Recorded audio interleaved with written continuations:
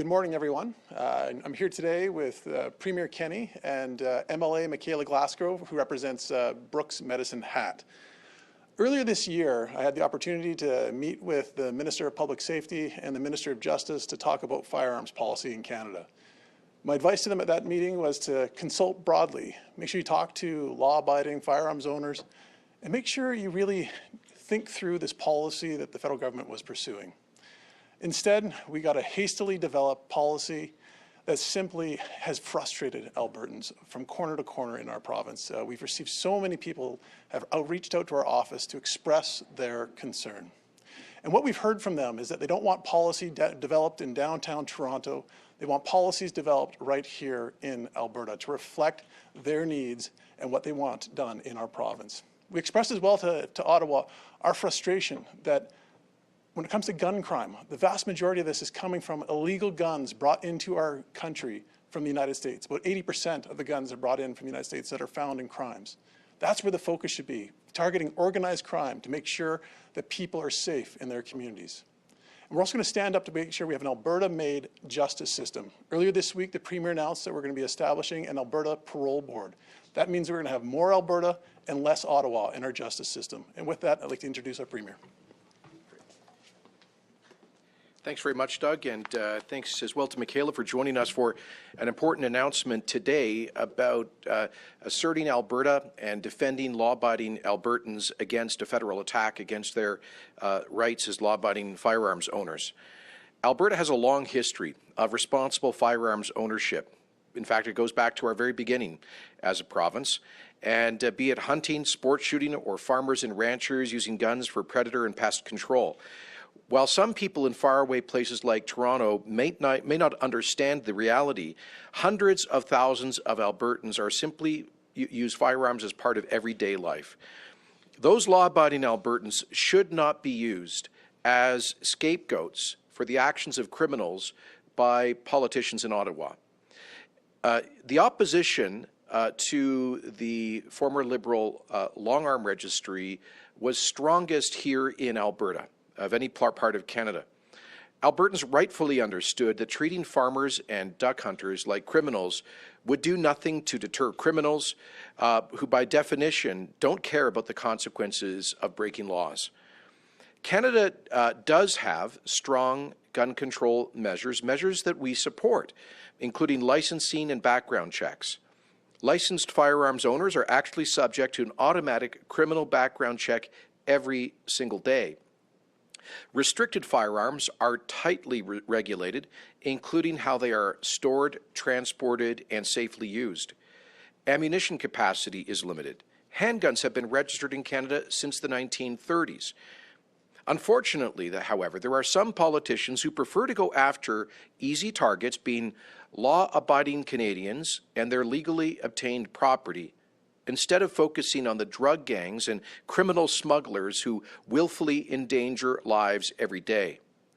Such actions illustrate the huge gulf between the federal and provincial government's approaches to combating crime and to responsible firearms ownership.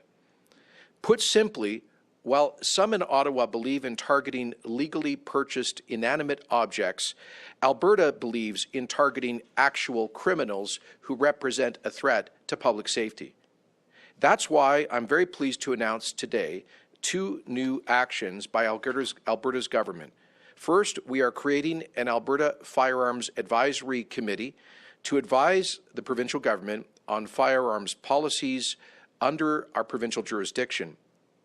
The committee's 12 members will include 3 MLAs to be chaired by Michaela Glasgow of Brooks Medicine Hat and joined by Valley View's Todd Lowen and Onaway's Shane Getson, as well as retired law enforcement officers, hunters, sportsmen and sportswomen, collectors, and a former member of the Canadian Armed Forces.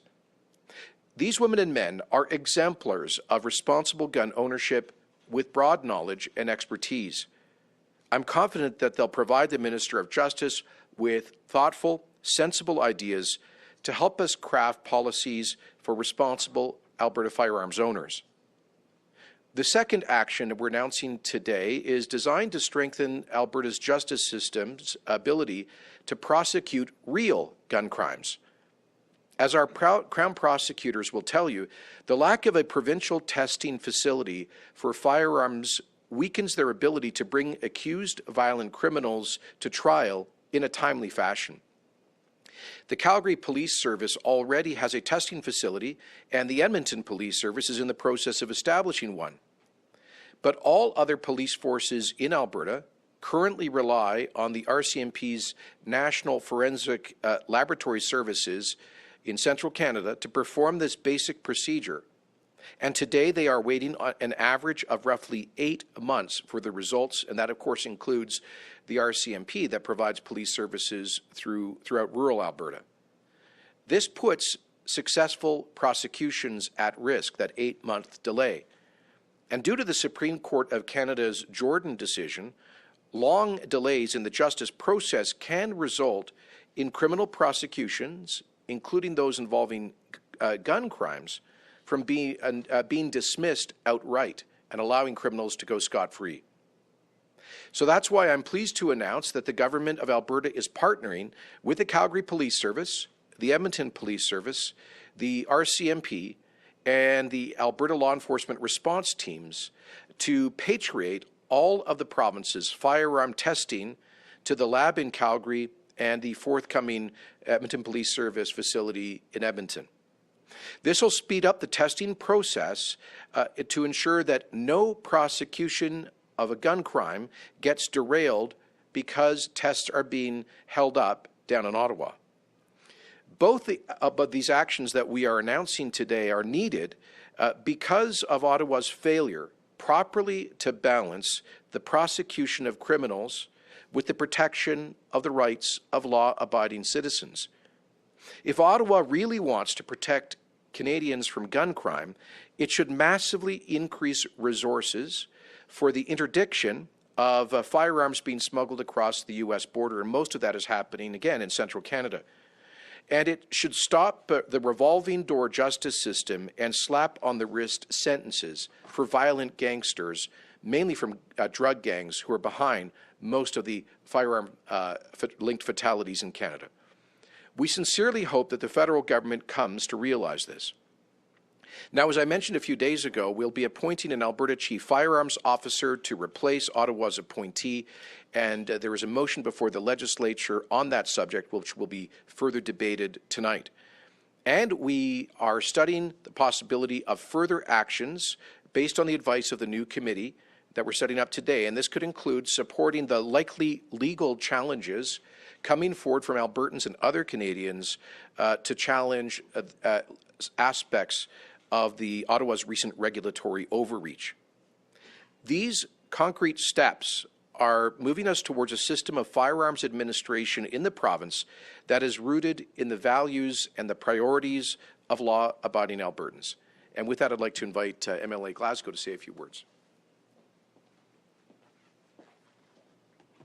Thank you, Premier, and thank you, Minister. Good morning. I consider it to be an honour and a privilege to be asked to chair the Alberta Firearms Advisory Committee.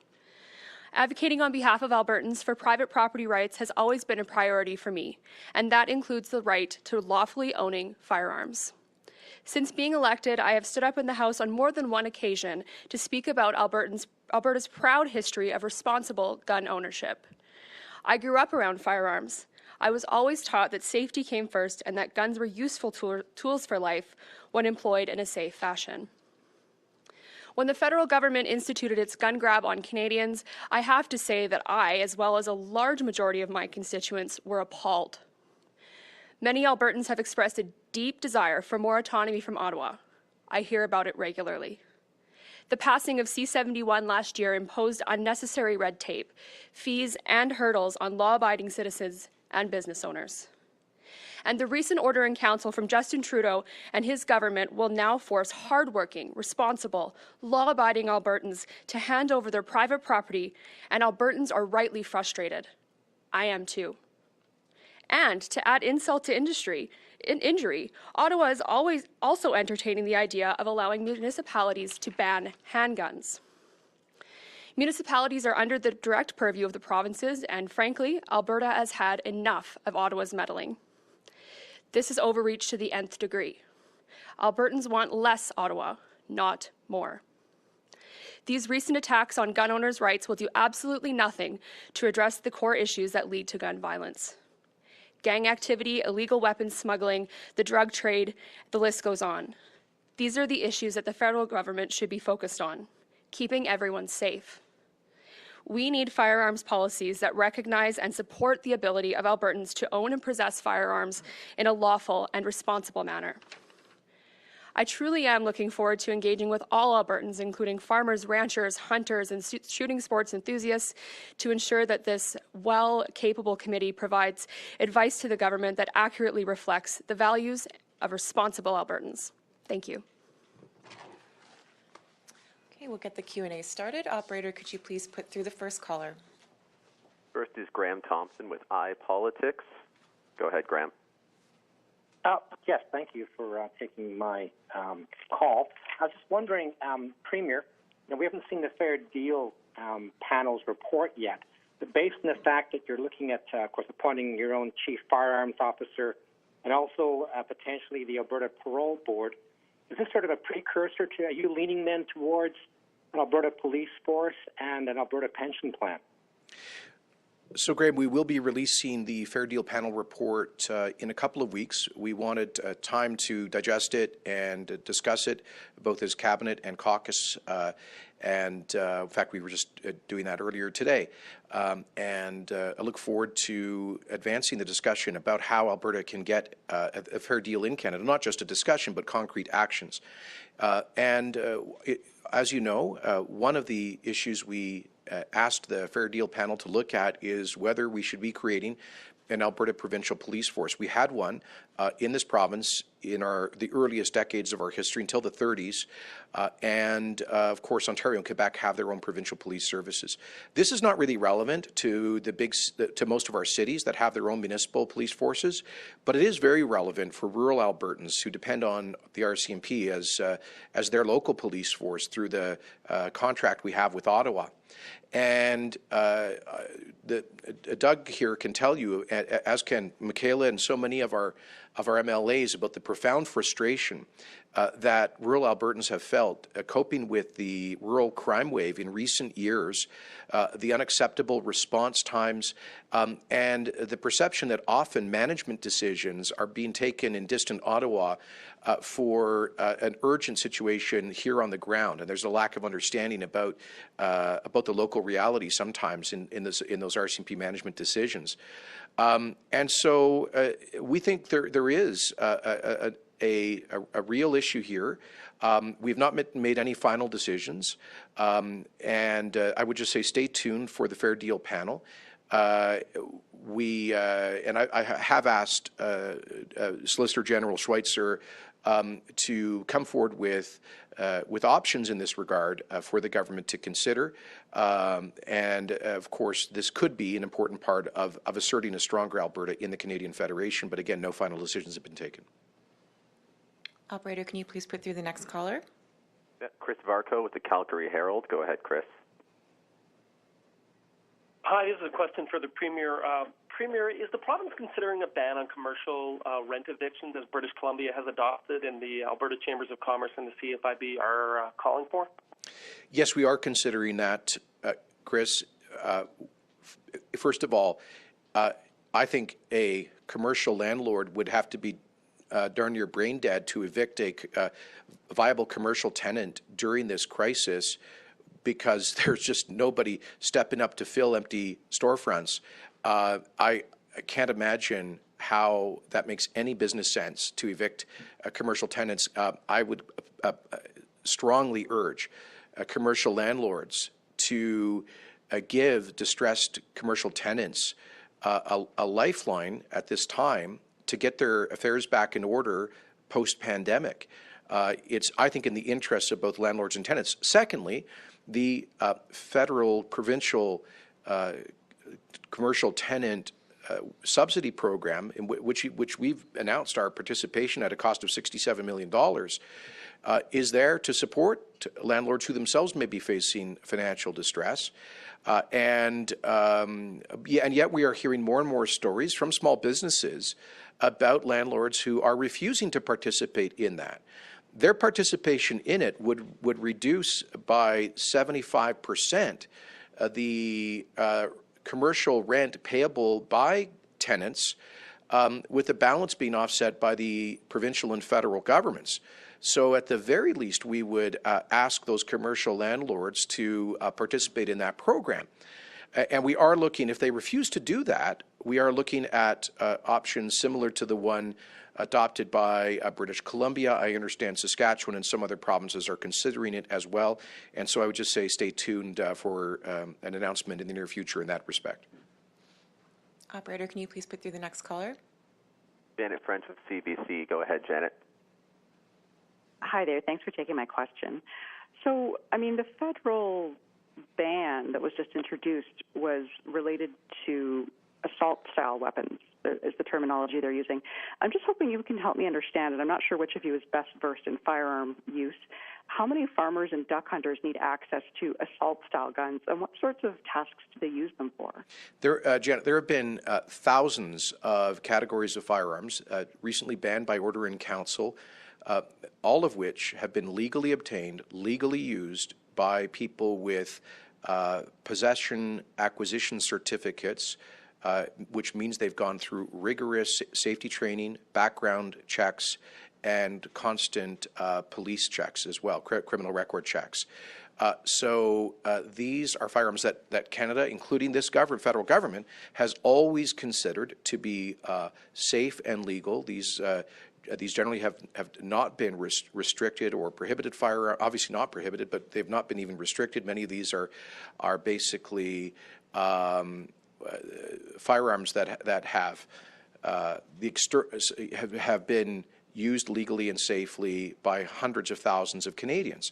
And so you can put all sorts of, Hollywood words on them to characterize them, but these are firearms, again, that have been used and are possessed legally by Albertans and Canadians. And by the way, amongst the thousands of categories that have been prohibited by federal fiat in the last couple of weeks are shotguns that are in wide use by farmers and ranchers as tools in agriculture. So the bottom line is that, and you know what? The federal government has actually come forward with an exemption for the application of these rules to Indigenous Canadians, to members of First Nations, because they recognize that many of these firearms are used in the exercise of treaty-protected hunting and trapping rights. So on the one hand, the federal government is saying that these are firearms that are used legitimately for hunting, and they recognize there's a treaty right enjoined there. On the other hand, they're applying a double standard. Doug, do you want to feel anything in there? The only other point that I would add to the Premier's comments there is that this is about smart policy versus policy that hasn't been thought through. By investing $500,000, we can take the delay from 8 months down to weeks to make sure we can prosecute cases under the time constraints of Jordan. This is smart policy versus half-baked policy that's going to cost taxpayers hundreds of millions of dollars. Ottawa could have invested $500,000 to speed up the process to make sure that we get our prosecutions done on a timely basis. They didn't do that. Instead, they're targeting law-abiding Albertans. Their priorities are misplaced. Yeah, and I'll just add one other point. And I'll just add one more point, which is if the goal is to reduce firearms crimes, then they should be redoubling efforts to stop the illegal importation of the kind of firearms that are used by gangs and criminals in Canada. And so again, the target should not be law-abiding farmers and hunters in rural Alberta. The target should be the criminal gangs that are bringing thousands of illegal firearms across the border, primarily in Ontario and Quebec. Did you want to add to that, Michaela? Sure.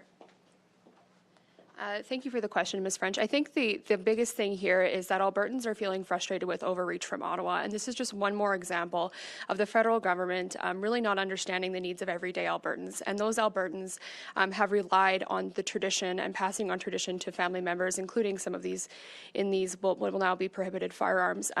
At the end of the day, as an MLA, as a member of this government, our obligation is to speak to Albertans and hear their interests, which is exactly what this panel will be doing, this committee will be doing, to provide advice to the minister. And we really need to be protecting private property rights, especially of Albertans who have firearms that have been legally obtained and in many cases passed along for generations. Operator, can you please put through the next caller? Next is James Keller with the Globe and Mail. Go ahead, James. Hi there. This is a question for the Premier. You've said as recently as yesterday on Facebook that you're considering speeding up Phase 2 of the economic relaunch and potentially moving some things from Phase 3 forward into Phase 2. Can you tell us specifically what you're thinking in terms of the timeline, what you would need to see to make that call, and what risks you see in moving ahead more aggressively, only to be put in a situation where you would have to undo some of that if we see a spike in cases? Well, let me just say that final decisions have not yet been taken. We'll have an announcement early next week about Phase 2. Here's the great news. The numbers have continued to move very much in the right direction. We're down to just over 50 people with COVID in Alberta hospitals, only 5 or 6 in intensive care, and I think only 1 or 2 using ventilators. So we have successfully flattened the curve, which was always the main goal of this of our COVID response. We flattened the curve, and we now have been able to move from 2,800 designated COVID acute care beds to 1,000 designated acute care COVID beds with only 4% or 5% utilization on that. So we are performing. Albertans are doing extraordinarily well in this regard. Yesterday, I believe we had only 13 new confirmed infections reported on about 3,000 tests. Of course, this is not yet over, and we must continue to be vigilant. We'll have to continue to maintain common sense public health measures. And at the end of the day, it's really up to Albertans just to be patient and rigorous about following the hygiene guidelines, the frequent washing of hands and physical distancing, all of that. Follow the advice of the Chief Medical Officer. But it is, I can say that we've been in discussions with the Chief Medical Officer and through her team, and I think there is a high level of confidence that we can move forward with the Phase 2 of relaunch and possibly move forward some of the activities that initially had been planned for Phase 3 into Phase 2. So that's what I can tell you at this point. Operator, can you please put through the next caller? Lisa Johnson with Post Media. Go ahead, Lisa. Hi, thanks for taking my question. I've got a couple of questions. I mean, Minister Schweitzer, you mentioned a $500,000 investment. Is that going directly towards gun testing? And what would be the total cost of the committee or the end date, if there is one in mind? And I'm also wondering, I mean, you mentioned potential handgun bans, MLA Glasgow. I'm wondering, are you saying you would consider moving to stop municipalities looking at handgun bans? I'll answer the first question regarding the firearms testing. That funding is about $500,000 to expand the scope here. We do about 600 tests a year, but this will give us capacity to do 750 firearms tests a year. And this will be built out in collaboration with Calgary Police and Edmonton Police. The funding for that will come through the Alberta Law Enforcement Response Team funding that we have here in the province of Alberta. And just to speak about the federal government's intention to bring forward enhanced powers for municipalities, earlier this year when I met with the respective federal ministers, I mentioned to them that this is a no-fly zone in Alberta. We clearly have provincial jurisdiction here. They simply cannot bypass us to go to municipalities. This is our provincial jurisdiction. Alberta will always fight to preserve our rights under the Constitution. Michaela, do you have anything else you want to add? Sure. Just further to Minister Schweitzer's comments, he went over the legal aspect of this, but at the end of the day, the role of the committee is to consult with everyday Albertans and provide common sense solutions as well as a concise plan and recommendations for the minister. So that's what we'll be doing. We'll be consulting with everyday Albertans and we'll be hearing their feedback on that. And if it's any indication of what I've heard so far, it's that Albertans, by and large, are frustrated with this government's overreach, and this is another example of that. Operator, can you please put through the next caller?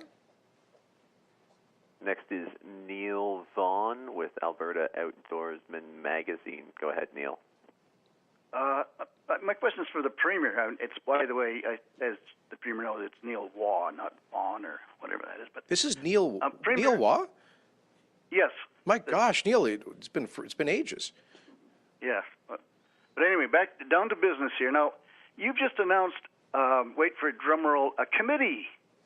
And also, you've announced some spending for something that the RCMP should be doing by themselves with their provincial budget rather than enhancing it, especially in a time when you're still practicing restraint.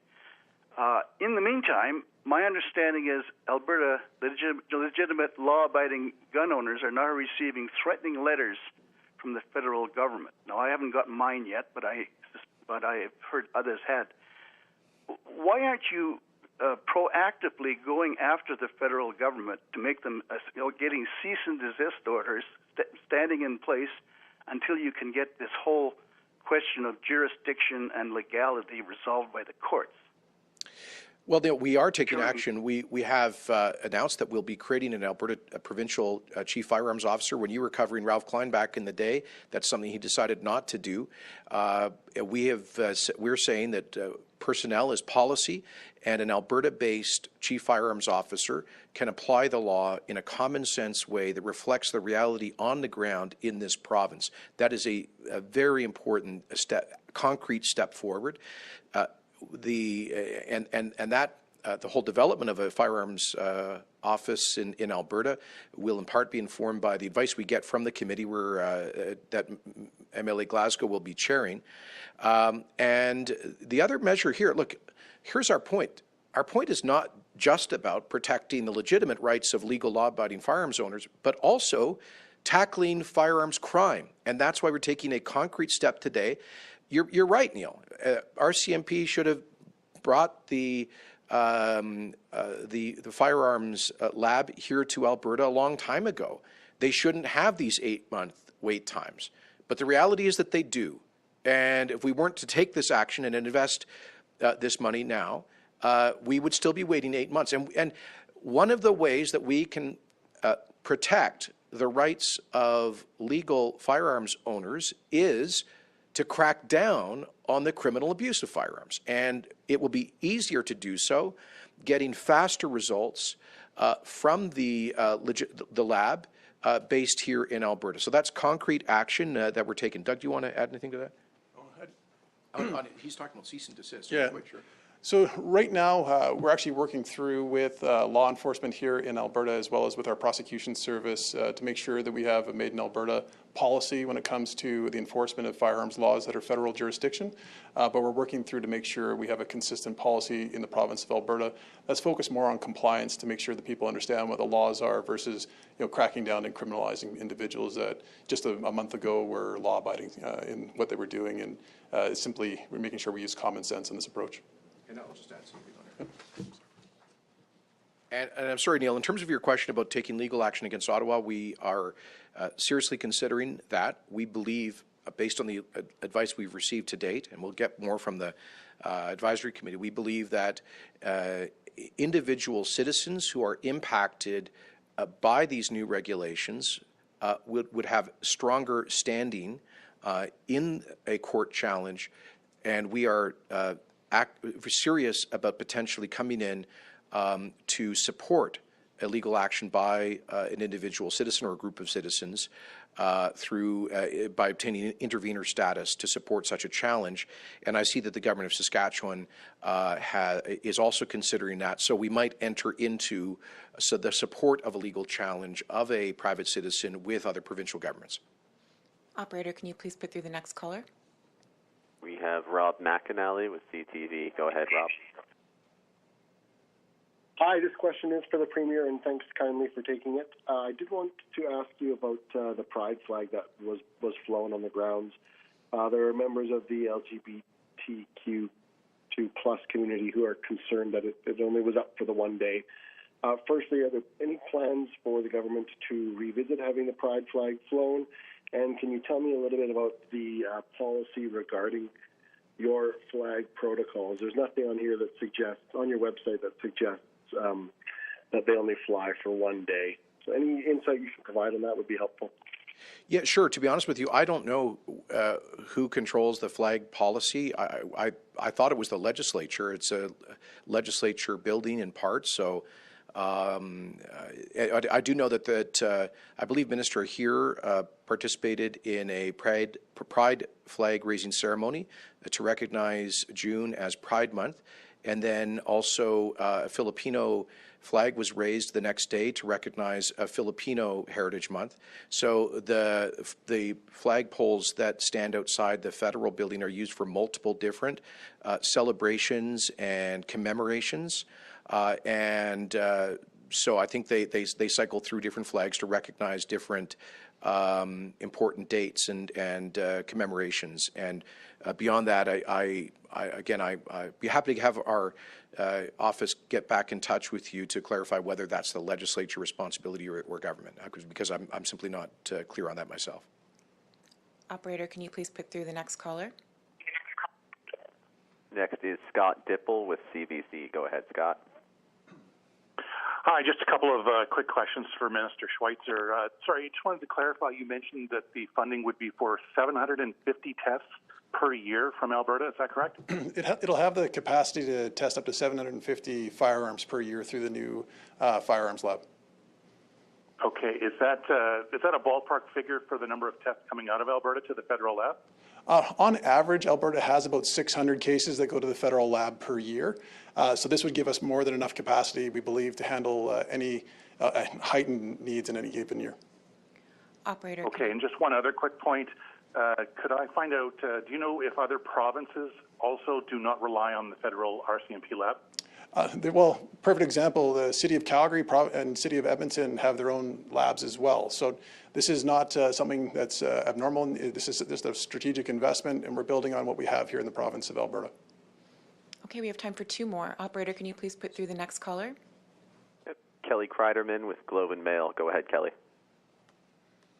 Hi there. Thank you for taking my question. I'm wondering, now that Bill 1 has passed, the Critical Infrastructure Defence Act, whether you, the Premier, will be reassuring Albertans that their ability to, the rights for free expression and association will continue. There has been a lot of concerns about that, and I'm wondering how the bill will be implemented.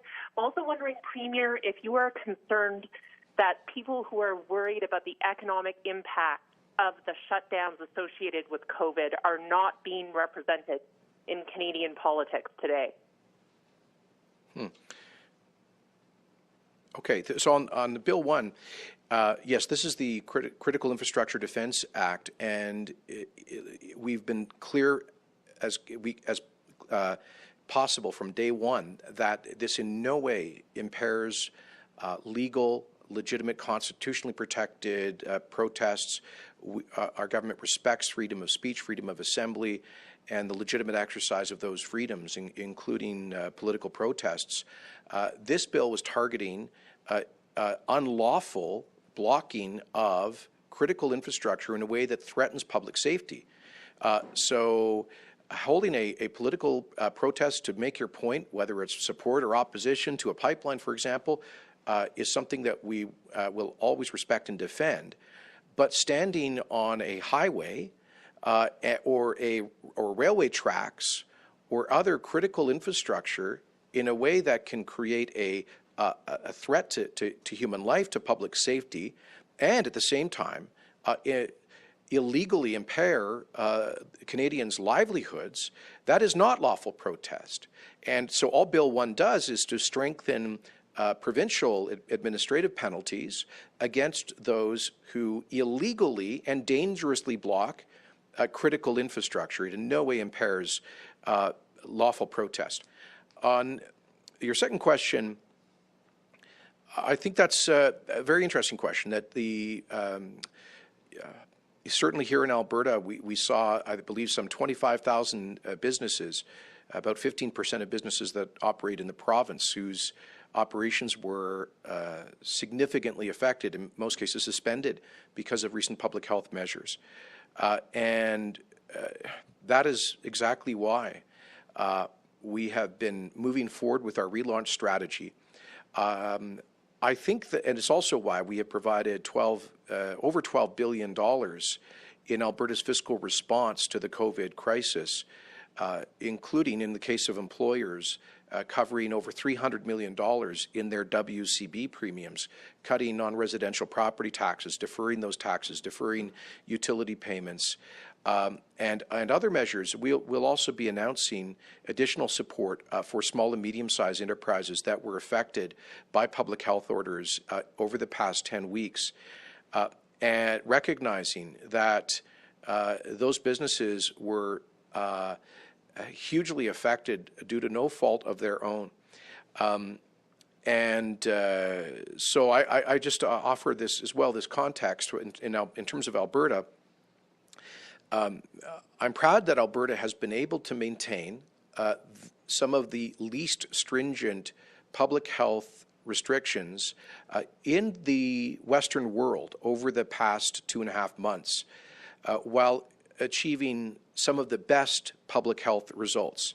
Just to give you an example, in Ontario and Quebec, they shut down all of manufacturing and most of construction. In Quebec, they've had, in many parts of Quebec, it was not permitted for anybody to meet. We've had a limit of 15 people at events or gatherings here in Alberta. Our assessment is that we've had the least stringent public health measures amongst the least stringent in the Western world, with the exception of perhaps some Midwestern U.S. states and Sweden, famously. And yet, we have been at the bottom of the curve in terms of per capita infections, hospitalizations, ICU admissions, and deaths. So that is, I believe, a confirmation of the personal and social responsibility demonstrated by Albertans over the past several weeks. We want to, once again, that's one of the reasons we're looking forward at accelerating Phase 2 of relaunch and bringing some of the Phase 3 aspects forward as well. Okay, one more question. Operator, can you put through the last caller, please? The final question is Audrey Neveu with Radio Canada. Go ahead, Audrey. Hi, Premier. My question is for you in French, as usual. Est-ce que vous pouvez me dire en quoi ces mesures vont aller convaincre le fédéral de ne pas aller trop loin dans leur pouvoir sur les armes à feu? Est-ce que ça va vraiment changer quoi que ce soit face à M. Trudeau? Oui. Tout d'abord, nous croyons que le gouvernement fédéral a raté le cible parce qu'ils mettent l'accent sur les réglementations qui ne sont pas raisonnables contre les propriétaires des armes à feu légaux, les gens qui, les agriculteurs, les chasseurs, les gens qui, depuis toute leur vie, ont possédé les armes à feu de façon entièrement légale et sûre. Pour nous autres, le cible doit être les criminels qui importent les armes à feu illégaux des États-Unis. 80% des armes à feu qui sont utilisées dans la Commission des crimes au Canada viennent des États-Unis de façon illégale. Alors, ça doit être l'accent de l'action. Nous autres, nous appuyons en Alberta le contrôle des armes à feu raisonnable. Mais on va défendre les propriétaires légaux. Nous considérons l'action légale dans les cours pour appuyer les propriétaires contre les réglementations fédérales. Deuxièmement, nous avons créé ce comité avisoire pour donner le gouvernement provincial, la considération des propriétaires des armes à feu en Alberta à cet égard. Troisièmement, on va créer un officier provincial pour mettre en vigueur les réglementations en ce qui concerne les armes à feu. Et enfin, on va ramener ici en Alberta notre propre laboratoire pour aider la prosecution des criminels qui utilisent les armes à feu. All right. Thank you very much. Thank you.